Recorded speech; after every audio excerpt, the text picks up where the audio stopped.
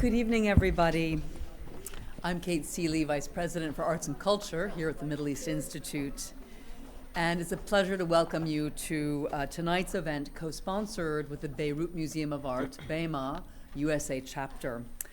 And there's been a lot of interest in tonight's event, which clearly reflects a desire by the community of people who love Lebanon to come together during these terrible times to show support for the safeguarding of Lebanese art and patrimony in the face of so much destruction and loss.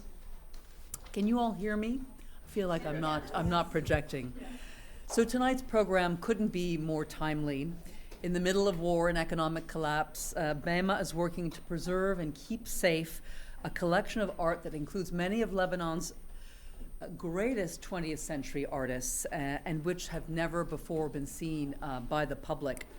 And that's just one of their many efforts on their path to opening an art museum to house and share Lebanon's rich artistic legacy someday, hopefully soon. The Washington Post art critic Philip Kennicott wrote a beautiful piece in Sunday's paper, everyone go look it up, about the role of art in difficult times. And he concluded by saying that art has always been about, quote, surviving the darkness.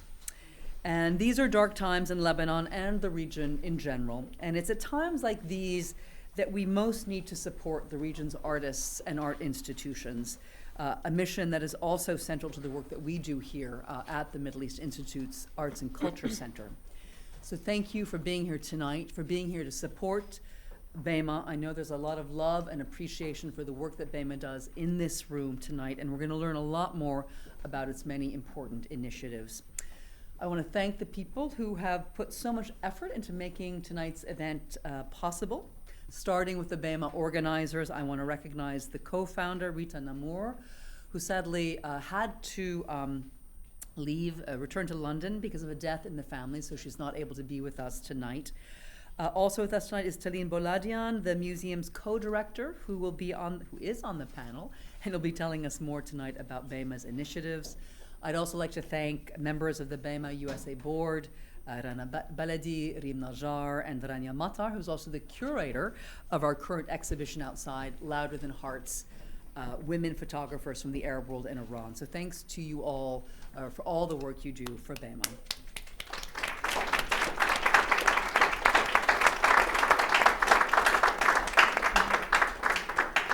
And of course, a deep thanks to Lyne Sneige, the director of our Arts and Culture Center, who's been organizing this event from the MEI side and who will be the moderator of tonight's conversation.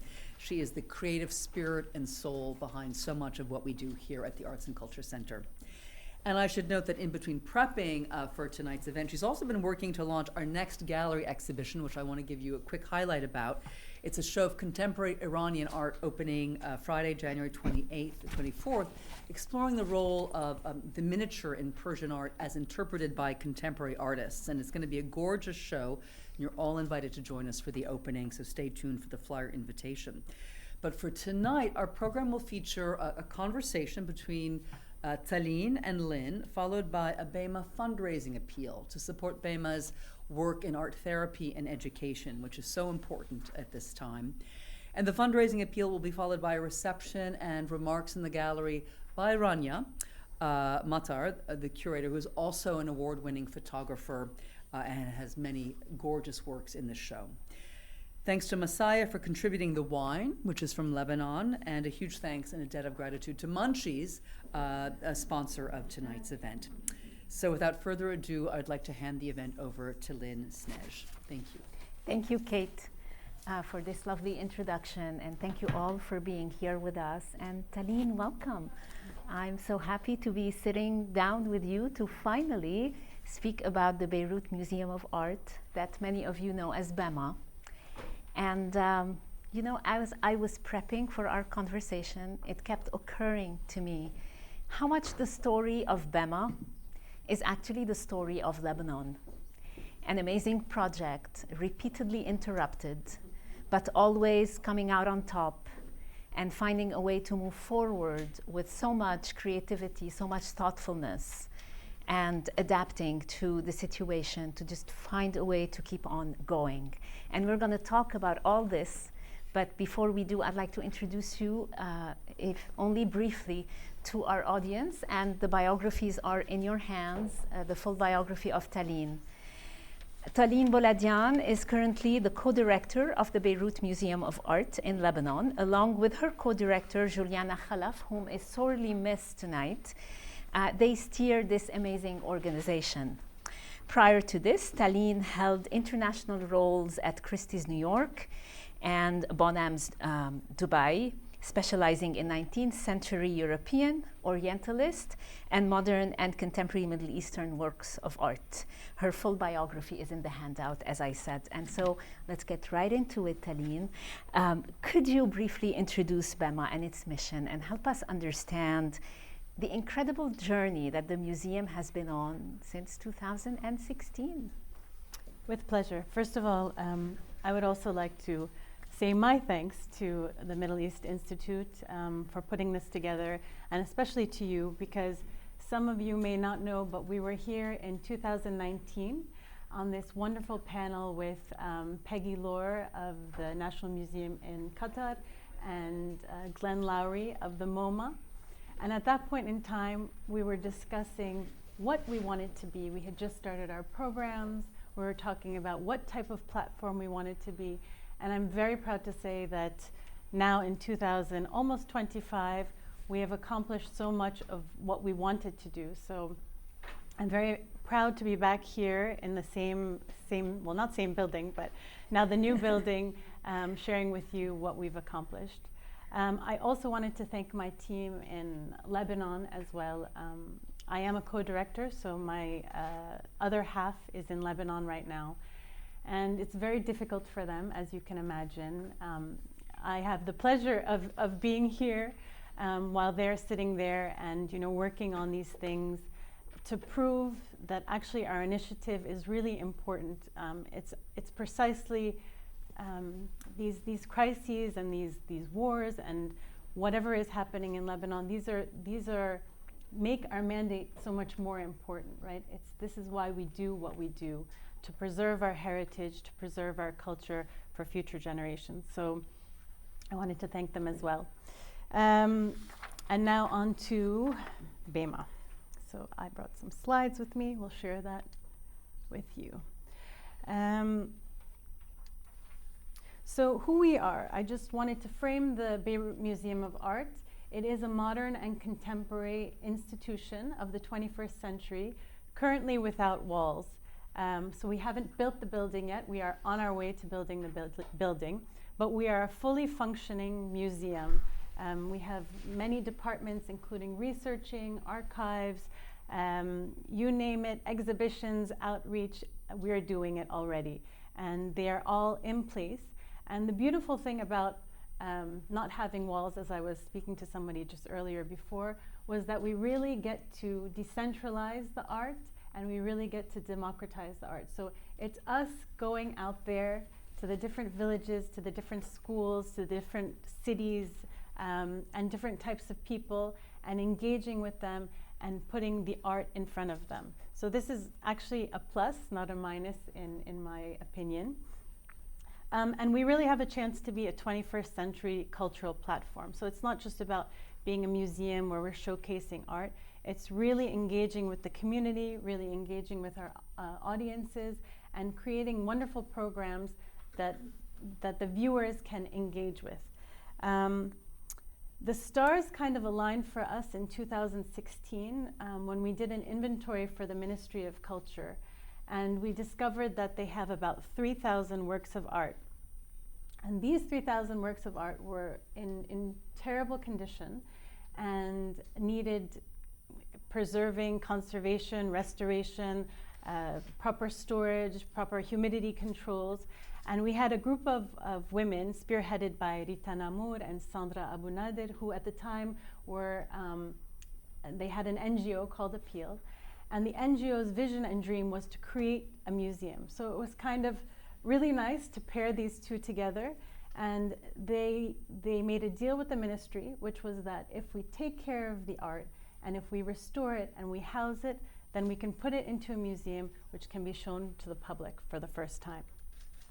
So I put this also on the screen as well, because you're probably thinking, do we really need a museum? Do we really need another museum in this day and age? But yes, we studied it. We really felt like something was missing in the cultural ecosystem in Lebanon. We have the artists, we have the galleries, we are very culturally minded. We dance, we sing, we cook, we have all of this under us, but we don't have a national museum for paintings of modern and contemporary art.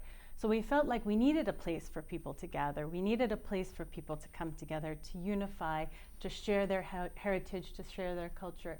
So it's a gap we identified. Second is that we are bringing to surface over a century of history. So this Ministry of Culture's collection started in 1921, and so that's almost a century, right? And it had never been shown to the public. So we felt like, okay, this is the perfect time to surface this collection and share with the people their heritage. And third is this picture that I included here. It's a very recent picture. We were all together at Art Dubai. It's a lecture that we had given at Sotheby's. And it's just to say that this is really a collaborative effort. The people in the picture, by chance, are gallerists from New York, from Dubai, from Lebanon. They are artists. They are the directors. There's the architect in that picture as well. There are the board members in that picture as well. There's the audience. So you really feel like this is a collaborative effort and a partnership and something that everyone believes we need. Just to give you a little bit of a background on the location, the land was given to us by the University of Saint-Joseph, USG, and it's very, very prime. It's a very prime location in the center of Beirut. And it has a very symbolic history. It's on what we call the Green Line, which was the dividing line during the war. And really now is a point of unification. It's a place where you have tons of students passing through on foot. Just across from it, there is the National Museum. So this is our version of the Museum Mile. So you have this museum, we have our museum, and then we have the Minerals Museum called MIM as well.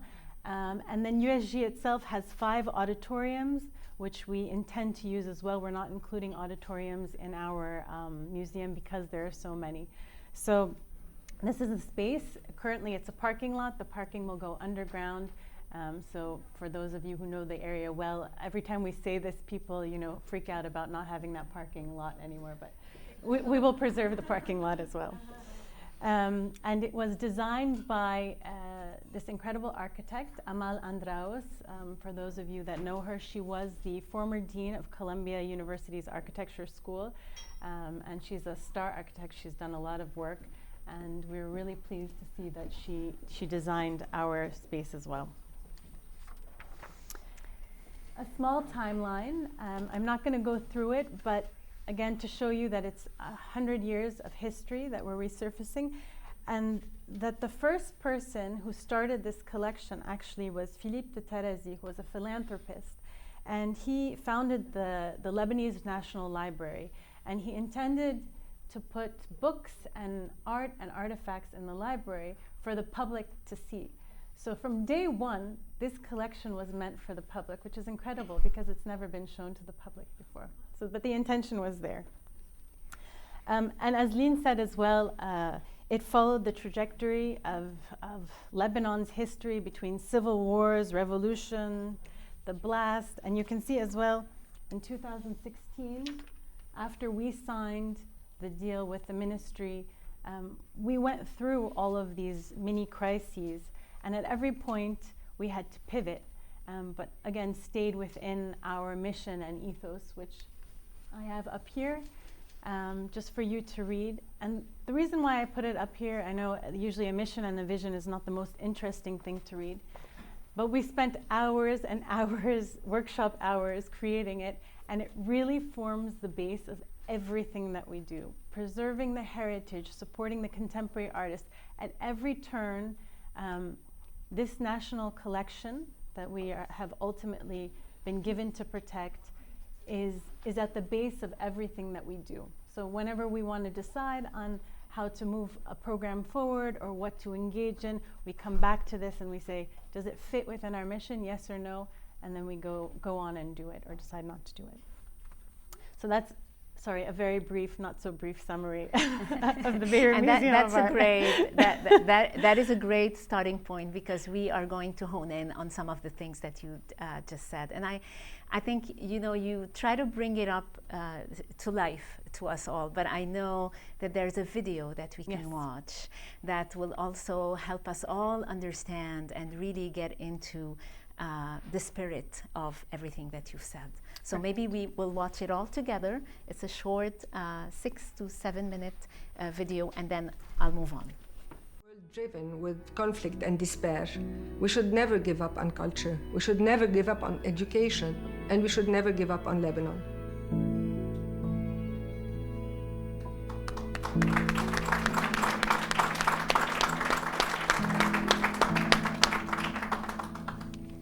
So let's pull a few things from that inspiring video, Taline. The collection is the crown jewel, and maybe we can talk a little bit more about that. Why is it so unique? And you refer to it as a national treasure. How is it different from other collections? And maybe you can take us quickly through the highlights of that collection, which is really at the core of BeMA. Sure. So first of all, this is a quick snapshot of the collection, just to give you a sense of it. As I said, we had 3,000 works that we had to choose from. We pulled 2,000 works out of this collection, which represent 300 artists. So it's a really comprehensive collection, and I think this is one thing that stands out. If you look at the entire collection, you can really see the course of Lebanese history through the collection. Whether it's by virtue of political circumstances, governmental influences, the landscape, how the clothing changed, how we host people. You can see all of this through the art. And also physically, it's really a national treasure because the pieces we have are exceptional. So they're massive in size. For example, a work on paper that we have by Lor Ghayeb is huge. You don't see these anymore anywhere. Or we have from Said Ael, we have 5 decades of his work, so 23 pieces over the course of 5 decades. So you get to see how the artist changed, his style changed over time, which is really impressive as well.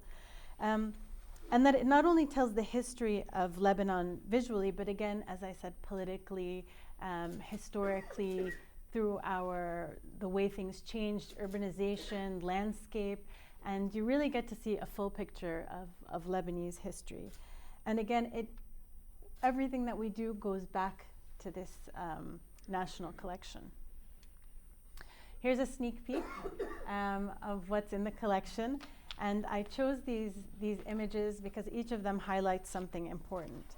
So first of all, the Habib Srour, which is a late 19th century piece, is a portrait of Shara Avedisian, who was the urban architect of Beirut. So that's really important in terms of, again, we didn't have, we had photography at the time, but there weren't very many images of him. So this is a great reference. And then you can see all the medals he has, the French medals, which talks about Lebanon's relationship with France at the time. And even at the bottom, which may be not clear, but some of the medals are scratched out. So again, you can see through history how our opinions change, how our political stances change. So it's really a relic, not just for the portraiture itself. Then you move on to Gibran, Khalil Gibran, of course, very important to Lebanese history, culture, writing, philosophy, but also for the world. It's a self-portrait, which is interesting. Again, as a piece of art, but then also if you have a look at it, you can see how damaged it is. So this is a great example of why we need to save this collection. You see, it's almost been taped to hold the pieces in place.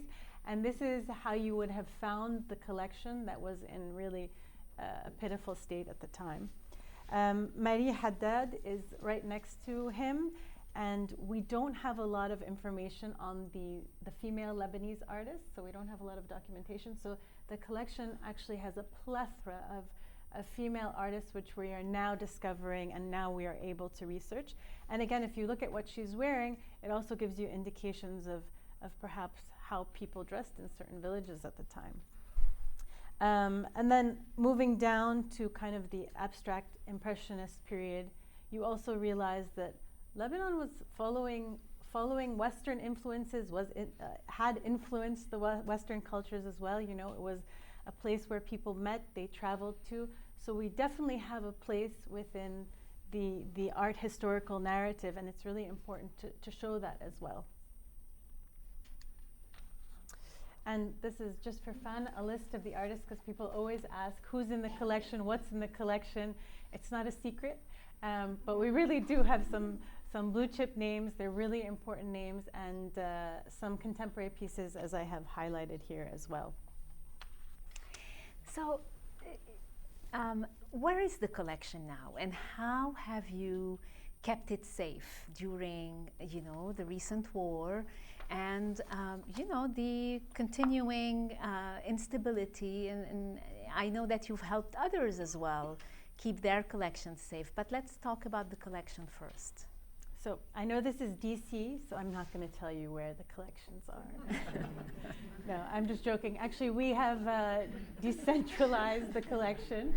So there are two things. First of all, the collection lives in different locations, about 6 or 7 locations, because don't forget this collection was first displayed in the Presidential Palace, in Beit Din, in the National Library. Right? It was meant also to decorate the offices of the ministry. So you have security, you have the guards, you have the soldiers, you have the ministers, using these paintings to decorate, you know, important spaces. And when you go to somewhere like Beit Din, it's of course a tourist attraction, so they're still hanging there. So we haven't devoided the walls completely of the art, but a lot of it is in storage as well. And what we've done is we've kind of cleaned the pieces, and as we clean the pieces, we move them into what we call a quarantine, into our offices, because the pieces had had a lot of mold, insects, you name it, we saw it. And once we clean them, we don't want to reinfect them, so that we remove them, and then we have to protect them in a different type of inventorying system, because this was also part of the problem. One way to protect the collection was to build an inventory and to constantly make sure that these pieces are still part of the inventory and they don't escape us somehow. So this is one way of protection. The second way is that we've been archiving and digitizing the collection. So we have digitized 700 works out of the 2,000 so far. So we are doing well. And it has forced us to create or invent machinery that can be mobile enough to digitize the collection as well. So we don't necessarily remove everything off the walls or out of storage, because that would be very costly to insure, to ship, to pack, to bring. So we go to the sites themselves with these easels that we've invented actually, and the equipment. We digitize on site, the front, the back, and then we collect these into a database.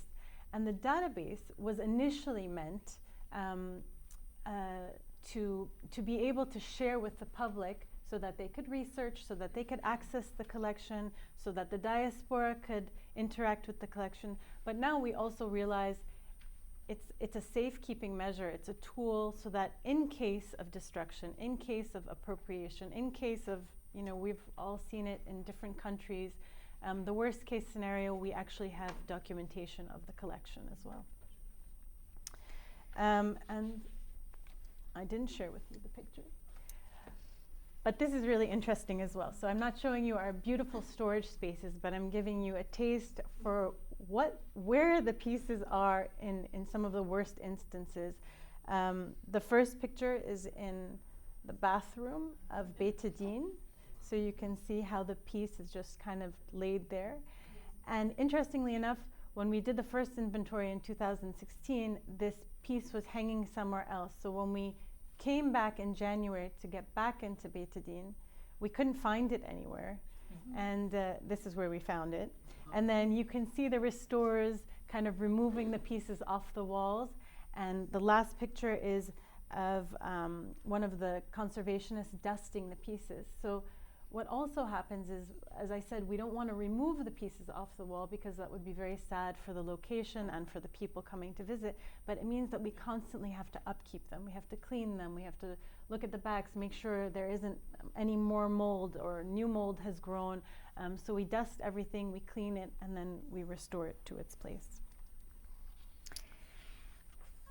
Taline, I want to talk a little bit more about the collection during this recent war and a program that you have started to help other people who owned collections in Lebanon who were perhaps in more dangerous places, how to help them safeguard their collections.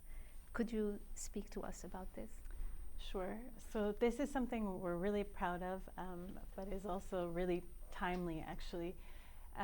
When they started bombing the south of Lebanon, we got calls from artist estates and studios, and actually one of our researchers who was in touch with the Beirut Museum, again, Beirut is an artist that is part of our collection, but his museum is down in the south. We didn't have any information. Probably the museum is gone in its entirety, actually.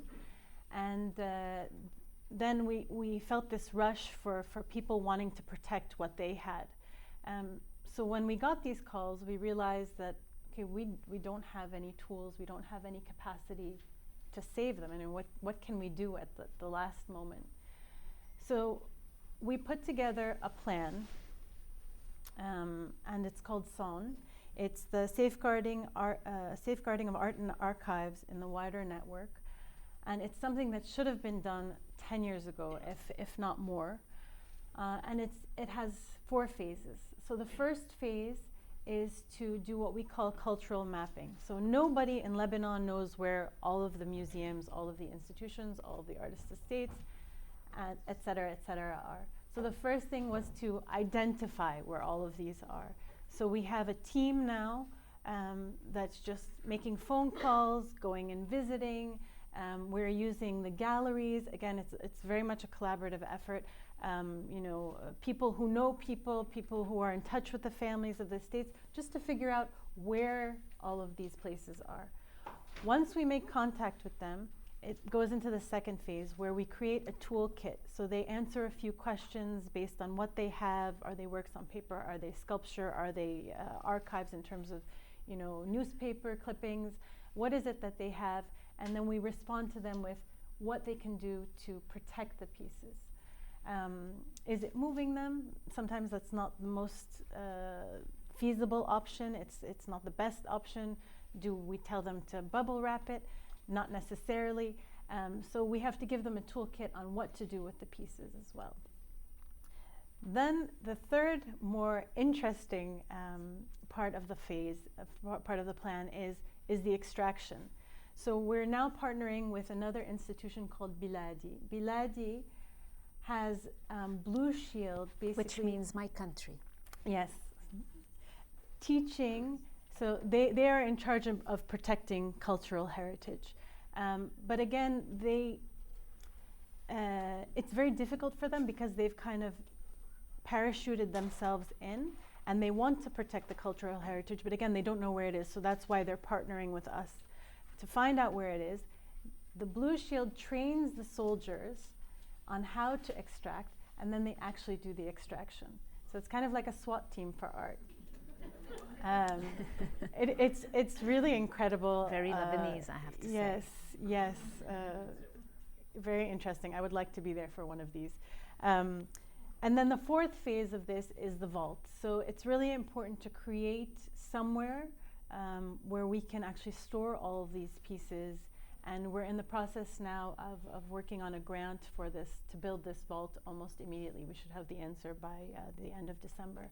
So this is a really important initiative, and even if there is a ceasefire, and even if things go well, and we hope they do, We just want to be prepared. It's something there. It's a plan that should be in place anyway. You never know what happens in the future, and this is something we're actively working on now. This is quite amazing. Let's talk a little bit more about the restoration, because the restoration effort and the lab, and we've seen glimpses of it through the video, is truly remarkable. And I think we can say that it's a first in Lebanon, it's a first in the region. Could you speak a little bit more about the challenges or some of the innovative approaches you've found as you set up this lab that doesn't exist anywhere else in the region? True. And how you're maybe talk about how you are training other people to do that. So these are some of the cases we encountered. This is the impetus for the conservation lab. And as you can see, there are broken pieces, there are torn pieces, there are water damaged pieces. The back of all of the canvases look like this because they thought this was a great way to inventory the pieces or to mark who was by what. So we really have a variety of problems with almost all of the pieces. We've treated 384 works so far, 71 paper and 277 paintings. And this required a team of restorers. So the restoration team currently has 8 people in it, but what's more interesting is that, as you said, Lyne, there are interns, 2 trainees in there, and we really worked with all of the universities to pull students. So we have Alba, USG, the Lebanese University, AUB, and Kaslik. We have students from all of these universities coming in and learning how to restore works, because we don't have a program, we don't have any university degrees on this.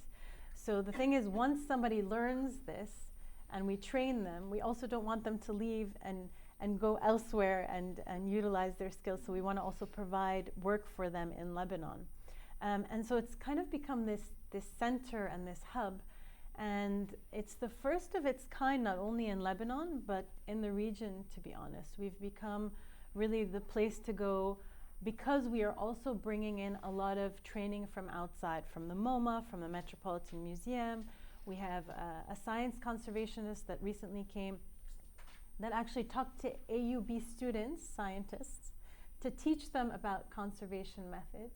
And that led to them building this, I don't even know if I'm going to do justice to it, but it's a machine that reads the colors on the paintings, and then it collects data through infrared light and shortwave, longwave. They've explained this to me a million times, I still don't get it. But anyway, when they do this, they are able to really precisely figure out the composition of the paints and then better restore the works that we're working on. So it's actually kind of creating some sort of industry. It's creating a new degree, and as a result, actually USG and AUB also want to create a new degree in this, which we're working on them to do.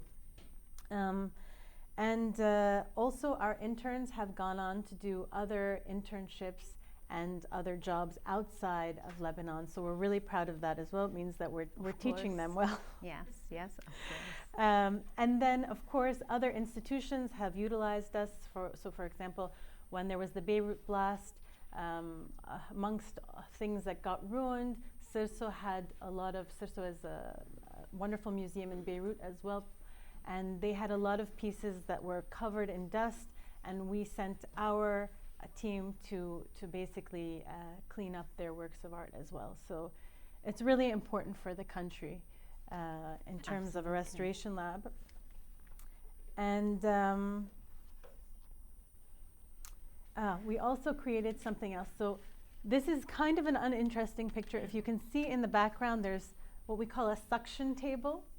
And this is very scientific again, but it's to show you what a small country we are and how we really need to use every resource in the best way, and how we really need to share our resources. So this table doesn't exist anywhere else. There is one smaller version of it in a monastery used for manuscripts, which we don't have access to.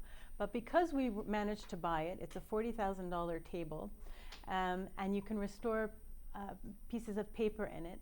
we have given access to all the other institutions to come and use our facilities for it, and we've also obviously offered to restore them as well. And then we're slowly building AUB's lab, which we can then use. So it's really a series of partnerships. We realize we can't do this on our own. We offer whatever we have to everyone else. We've created a water bath as well, which is another scientific tool where I don't know if you've ever seen paper that's become brown over time with molding or foxing, they call. So we built a water bath, which means that they dip the work on paper in the bath to kind of clean it. And we're really proud of that as well. And we've shared that as well with all the other institutions. Wow, impressive. Every time I speak to a BeMA member, I learn so much more. They've invested in so much. Let's move on to, because that's a great segue. You are talking about how you are sharing resources with others, how you're working with others. Let's talk about the public and private partnerships that were mentioned in the video, and how, if you can speak how BeMA, speak to how BeMA has worked in partnership with other museums and cultural institutions beyond the restoration, how you've actually intervened to curate or to work in partnership in this way. So this is a quick slide to show you some of our partnerships, to give you an idea of the breadth and the range of partnerships we have and that we're very proud of. But we also believe in, again, from the onset when we came here the first time, we said BeMA wants to be a collaborative institution. And that's really hard to do. We all know it's very hard to be collaborative sometimes, right? There are challenges in that. You want to be good at what you're doing. You want to be the best at what you're doing. But we really feel like we embrace that. So we've gone, out of our way to not only, as I said, offer our expertise, but also we are broadening our own capacity, our own knowledge. And by virtue of doing that, we're actually broadcasting Lebanese culture, Lebanese art to others as well, outside of Lebanon. So it's not just a question of within Lebanon, the Lebanese are great, but also, to go to France, to go to the US, to go to the UAE, and share our culture is also important to us. And I'll just give you a quick example. So the National Museum had built a pavilion recently. The National Museum in Beirut. In Beirut, sorry. Correct. The National Museum in Beirut, which, for those of you who don't know, is focused on antiquities. So think sarcophagus, think vases. There are really no paintings in there. And it's an important museum for us, but it's less frequented. Unfortunately, you get students, but not a lot of movement. There are not a lot of new exhibitions, and so they decided to build a pavilion alongside of it. And when they finished the pavilion, they needed somebody to do the first exhibition. So they invited us to submit a proposal, BeMA to submit a proposal, and they were excited about what we had to offer. Which was creating on the first floor an exhibition of a contemporary artist named Alfred Tarezi, who is a beloved artist, and on the second floor putting together an exhibition of some of the works in the ministry's collection juxtaposed with, again, contemporary works of art, which had never been done before in Lebanon. And it's interesting to note that in this exhibition, the works that predate the contemporary works share the same thread as the modern day artists. So it was a really nice exhibition for the first one. And it was a way also to activate the National Museum space to get people to go. Now, the thing is, the exhibition was planned to open, I think it was September 18, September 17, something like that, the night before the beepers beeped. And that is a reference to the start of the most recent war in Lebanon. So when that happened, they canceled the official ceremonial opening of the exhibition, which was really, we were so sad that night when we got the call from the minister to cancel it. But then 2 days later, we decided that we were going to open anyway. We were going to open without the fanfare of an opening and cocktails. We were just going to open to the public and see what happened. And again, this museum is downtown. It's in the center of everything. So we said, let's see who comes. And amazingly enough, we've had over 50 visitors a day, which is large for Lebanon. It's developing that audience. And it means over 2,500 people have so far come to see the exhibition. During the war. During the war. Mm-hmm. And Juliana and Clémence, who is our artistic director, and Rayan, who's in education, who provided, by the way, these children's labels so that also kids could come and understand what they were looking at. Went down every day, despite the sound of the drones, despite, I was asking Juliana one of the days, I had left that morning, so she stayed on. And she said, there are certain times I get on the road, I do my tour, and then I go back home. And so it was incredible to see, first of all, that the team was really dedicated to showcasing what was in the museum. And of course, there was a committee for the museum, the pavilion as well, who was quite dedicated. But it was also interesting to see that the people in Lebanon still wanted to come, still wanted to see, were super interested in, what we had to share with them. So again, this is a way of partnering. We didn't have a space, they had a space. We had the art, they didn't have the art. We had the expertise. And because it was the first exhibition of the pavilion as well, it wasn't just about the art. Actually, we were very helpful with humidity controls, with telling them how to build walls, with lighting. So it was really lending our expertise as well as the curatorial and the paintings. Absolutely. I know you have another example, which maybe we can go through quickly, because I want to get to our... Yes, go ahead. Just one more example to highlight that we're not just working with the National Collection, we are also working with living artists. This is Samir Sayer, and we put together an exhibition for him in the Bibliothèque Orientale, which belongs to USG. And if any of you know this library, nobody goes inside. So it was a really amazing space. And we got students to come in, actors in the art world and collectors to come and listen to him talk about his art. And we had several of his pieces on display, which we then digitized. Wonderful. And as we said many times during this conversation, BeMA is a museum that had to exist outside of its walls. And that's how the museum and the project grew organically, really.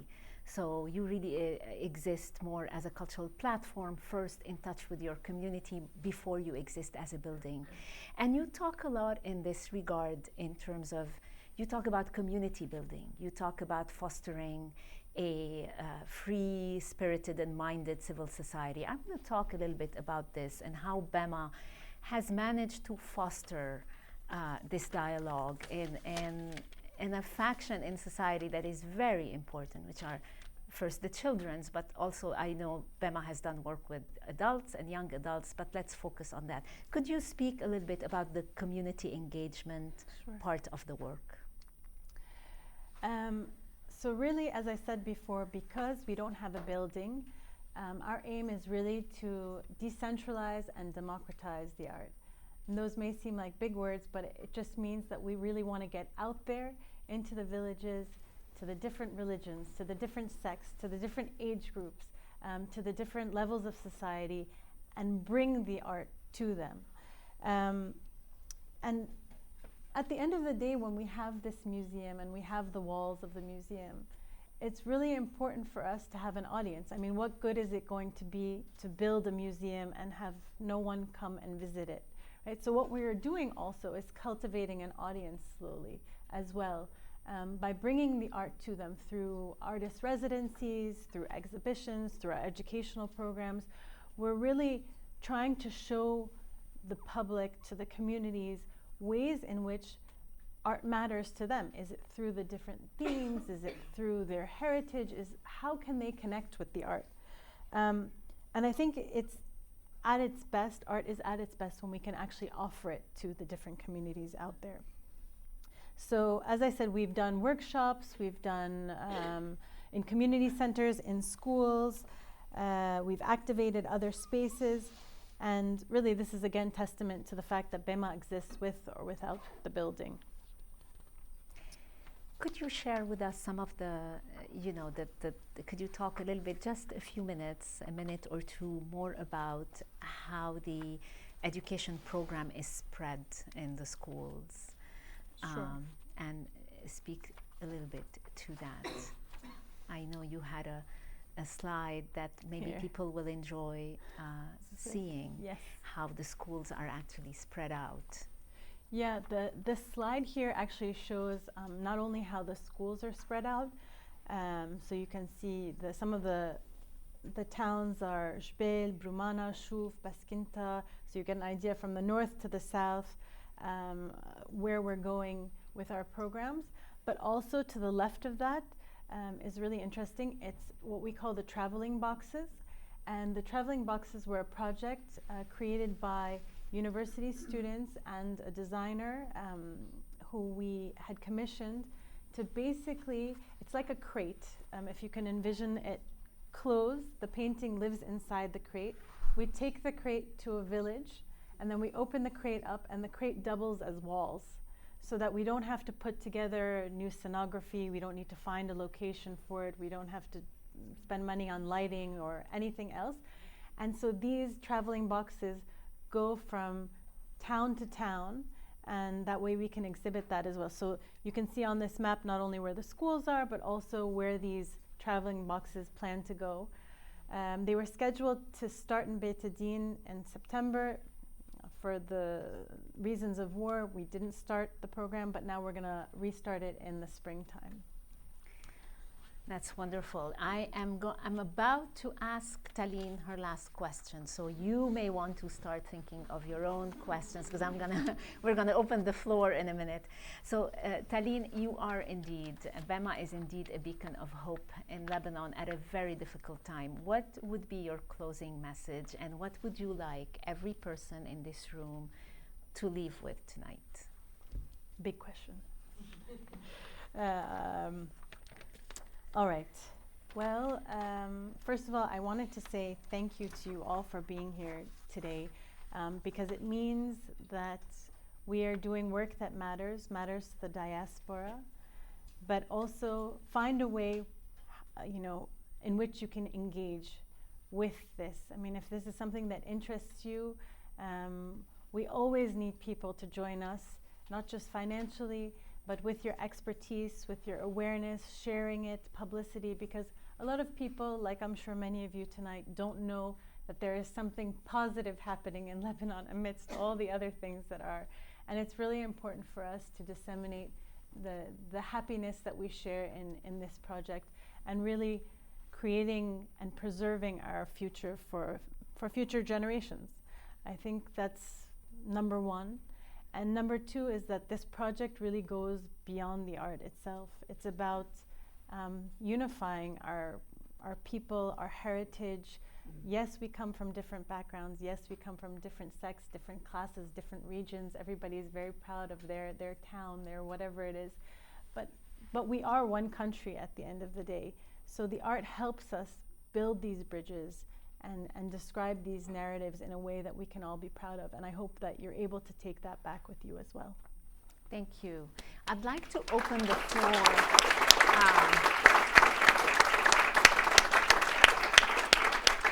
I'd like to open the floor to questions. I see a question. There is a traveling mic, many. So we're going to take the gentleman in the back, and then the lady in front, Rula, and two questions here to my right. Thank you very much. It's really a breath of fresh air to listen to what you're doing. But if I may ask probably a question that goes back to the work that you're doing, and when you mentioned the public-private partnership, I immediately thought of working with the government. Yes. Because when you're talking of democracy of art, Democratization. when you talk of unifying heritage, we're talking of basic elements of our social contract. And we want really that to be spread. And we want a government and a state that is totally embedded in the process. You're working with public schools. That means you're working with the ministry that needs to be integrating that in its program. You're working with the Ministry of Culture, and unfortunately, we're not really getting good messages on how this is being handled at this point in time. So this initiative is something that really needs to build up in bringing the state, in bringing the government, in putting that as part of our education plan, in building the capacity, the human capital, the history. We have a generation that we have to build. So is there any plan on that front?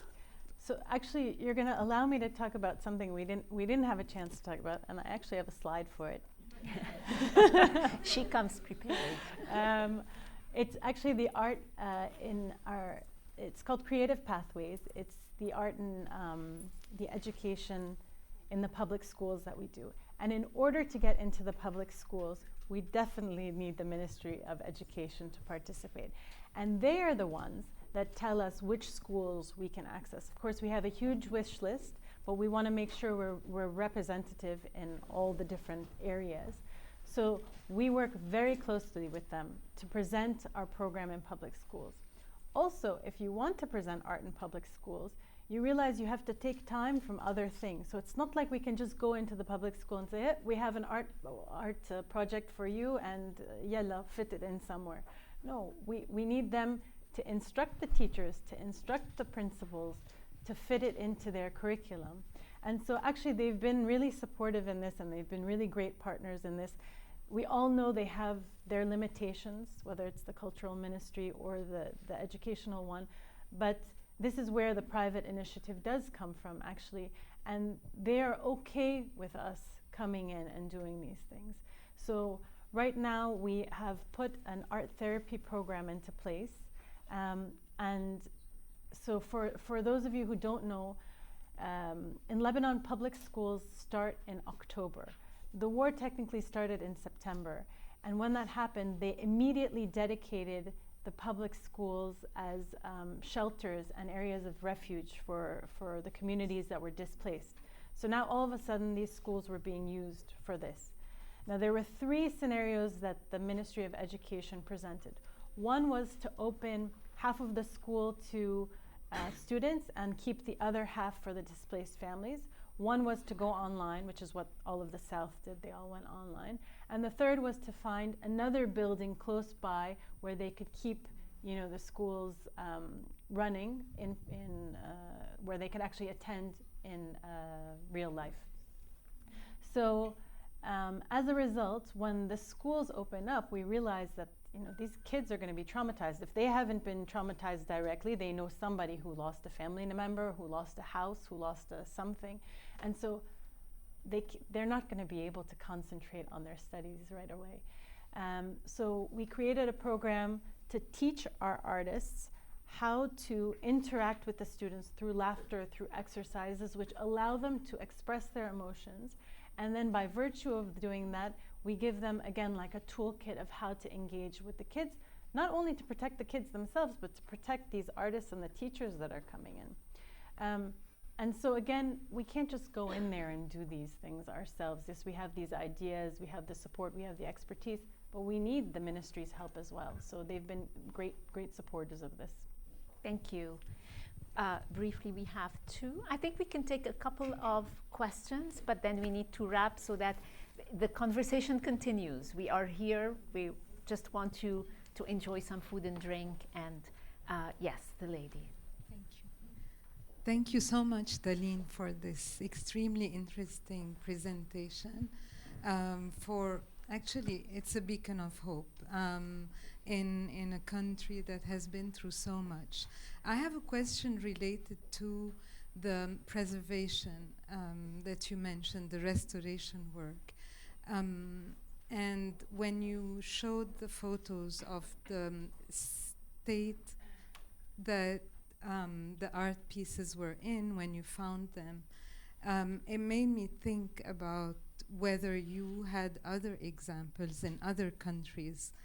Like, I'm going to mention a few who went through wars, like Iraq, for example, where the state of the art was that bad? And how were you able to build this expertise? Because it's really impressive. If you did not find examples elsewhere, it's really impressive. And this type of expertise, you said that you wanted to preserve the interns and to preserve the people working on it. How are you doing that? Yeah. It's interesting. Thank you. These are good questions. So at first, to be honest, it was very difficult to find a head conservationist. And then we got really lucky because there is a German woman by the name of Kirsten Khalife. So she's kind of German, kind of not. She's married to a Lebanese. And she is the head of our conservation department. So she came from Germany to Lebanon, and she became the head. So she brought with her a lot of international expertise, and with international standards. So there are ways in which you have to restore works of art, believe it or not. Everything has to be reversible. So the way we restore things now are very different from the ways we used to kind of shellac paintings in the 80s and 90s, and then it would just be fixed. So now everything that you have to do has standards that we have to follow. So we do follow international standards. And that's also the reason why we have to constantly have workshops and constantly bring in different experts to show us how to do, for example, tear mending. We were funded by the Getty to do a tear mending workshop because nobody in Lebanon knew how to restitch the tears together. So when we did this, we actually we opened the workshop to not only the restorers that are on our team, but we opened it to all the other institutions so that they could also gain this expertise. And in terms of work to keep them, we really need to develop this creative economy. First of all, we have tons of works of art still that need to be restored. So we've only done almost 400, and we still have double that to go. Once the museum is built, there's constant upkeep, but also now private collectors, our private clients are coming to the museum to ask us if we can restore their own collections as well. So it's really important to us, and we can't even keep up. So now we have actually 1 day per week, we spend time working on a private piece that helps us gain a little bit of income for the museum, but we can't even keep up with the demand. So there will be jobs for these people in the future, which is great. Thank you. The last two questions, if we can be brief for time. Sorry. Yes. Somebody else said to me. You? No. For you? Yes. Okay. My question is. One second. We're just going to give you the microphone. My question is, when you were discussing the restoration of the art itself, have you had any encounters with the frames, with the pieces of work that are framed? Do you know the history, or do the frames, I know frames do require restoration, but what is the museum's position? And So do you count the frames as well? Yes. How many frames are you restoring? Very briefly, we're not restoring the frames right now. That's Okay. not the focus of what we're doing. A lot of them didn't have frames because of the way they were kept. They were kind of ripped off the stretcher, never mind the frame. So we're lucky if they have the frame. In the case where it's an original frame, we do keep it and we will work on it, but that isn't the focus of what we're doing right now. There's just so much work and only so many people. I have two quick questions. I noticed in the video that the women seem to be the propellers of this work. Yes. And I'm wondering if that's an accurate observation, and if so, how you feel that's animated or shaped what it is that you do and how you're doing it. And my second question is, in addition to preserving this culture, are you guys thinking through about how to share it in the future through tourism and travel once the country is ready to receive tourists from America? Thank you. So we do have our token male in the audience, Fadi, who's on our board. Hey, Fadi. It's actually by coincidence that we are all females, but well spotted. The two founders are females. The two co-directors are females. We chose a female architect. And yes, it is generally run by us, which is a breath of fresh air, especially in the arts, but not intentional.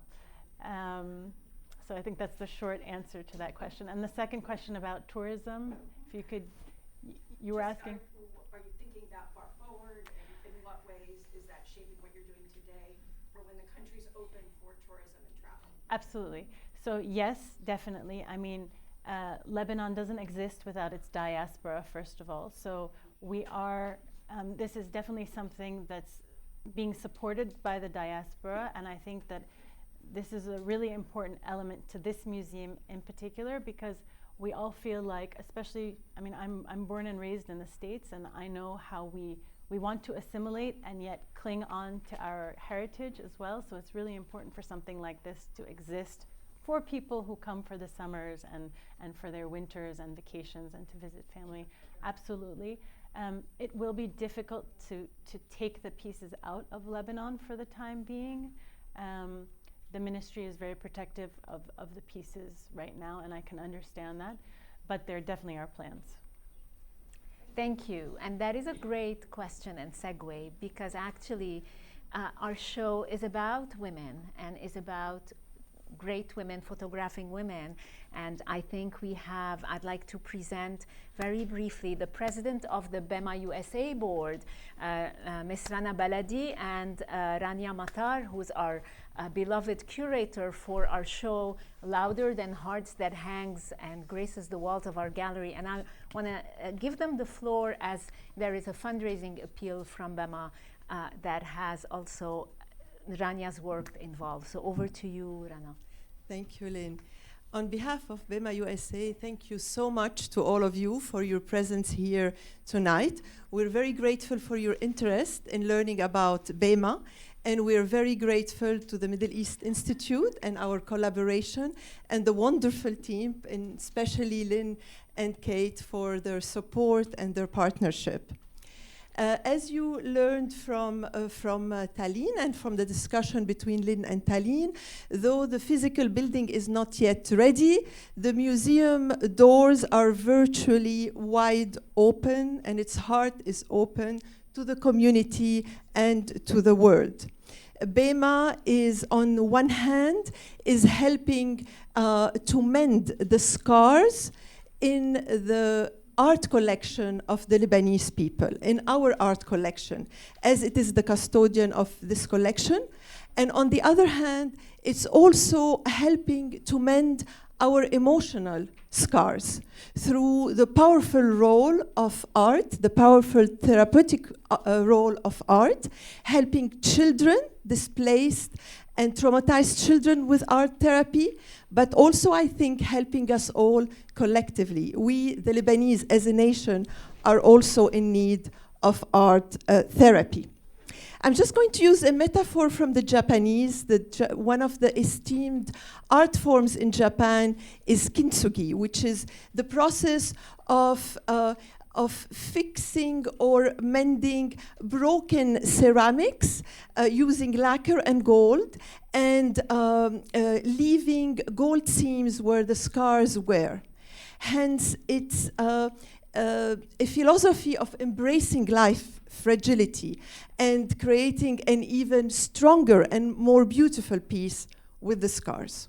So hopefully, with your help tonight, with your presence, we can play a role in making Lebanon grow from its scars to be stronger and more beautiful. We've given you some brochures when you came in. There is a brochure about BeMA, presenting the BeMA project, Beacon of Hope. There is also another brochure called the Heritage Angel Program, which explains the various programs of BeMA and gives an opportunity to donate via a QR code to support the various programs. There is additionally a leaflet focused on the initiatives during this crisis right now, which Taline talked about, safeguarding and art therapy. So thank you. Any help, any donation is welcome and greatly appreciated. And I also have a special announcement tonight. We have Rania Matar with us. Rania is an esteemed and acclaimed photographer. She's also part of the BeMA USA team. And Rania kindly donated 10 photos, 10 of her photos, so we can give them as a gift in appreciation for all the donors who make a donation of $1,000 or more in support of the art therapy program. So there are QR codes which can help with that. And before Rania introduces her photo, I'd like to introduce her briefly. So Rania Matar's cross-cultural experience informed her photography. Her work has been widely exhibited in museums worldwide, including the Museum of Fine Arts in Boston, the Los Angeles County Museum of Art, the Carnegie Museum of Art, the National Museum of Women in the Arts, the Minneapolis Institute of Art, Photographiska in New York, l'Institut du Monde Arabe in Paris, and more. Matar received several awards, including a 2008 Guggenheim Fellowship. She was also a finalist for many awards, with an exhibition at the Smithsonian's National Portrait Gallery here in DC, and an exhibition at the National Portrait Gallery in London. She published 4 books and curated Louder Than Hearts, the exhibition currently on view here at the Middle East Institute, which she will introduce shortly. Usually, Rania's photos are acquired for much more than $1,000. This is a special format for this appeal, a special photo. I will let Rania tell you a bit about this photo. Is this working?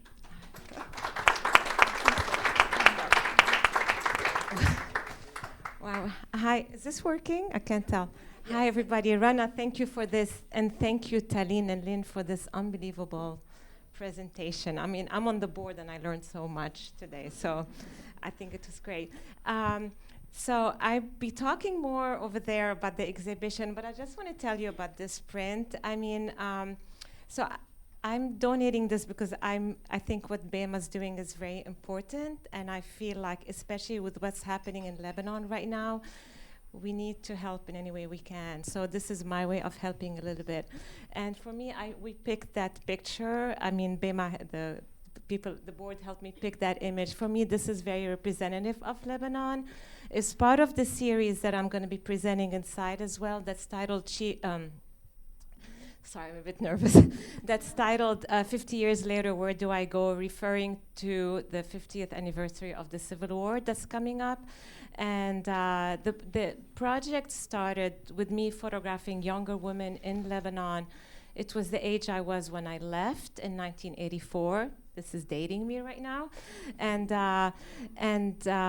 For me, I felt like history kept repeating itself. So this project started after the explosions of 2020. I went there thinking I'm going to photograph the destruction, and I found that I was in awe of the women.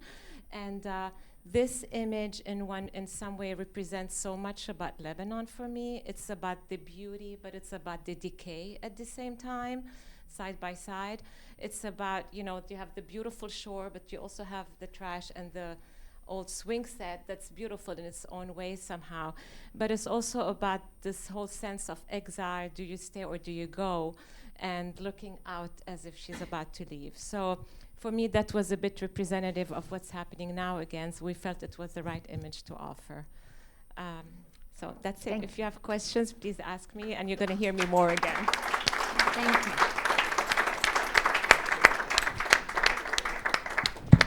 Rania is being very modest, as she always is. I should note that we just sold to the Baltimore Museum of Art one of her works outside. So she's quite a star. And to own Rania Matar is to have a very, very special piece of art that just conjures up so many emotions and feelings about Lebanon. So I strongly encourage you to purchase. I think they're one of 10, to contribute to have one of 10, and to support BeMA and its incredible project to build a sense of national identity and memory around this incredible, incredible collection of some of the finest artists in the Middle East and in the world who have not been seen enough. So thank you again for joining us. I want to lay out the rest of the night's program, because we're not done yet. We have a wonderful, wonderful reception, thanks to David Namour and Munchies. So thank you all. Thank you. You will line up and get your plate, and please go into the gallery with your food and your wine. We encourage people to mingle outside. You can stay here as well, but it is crowded. So, and after about 30 minutes of mingling, we're going to do not a tour, but Rania is going to talk more about the exhibition and some of the beautiful works inside. We've got two Lebanese photographers there, along with some Palestinians and others. So please stick around for that, and please once again join me in thanking BeMA and everyone here.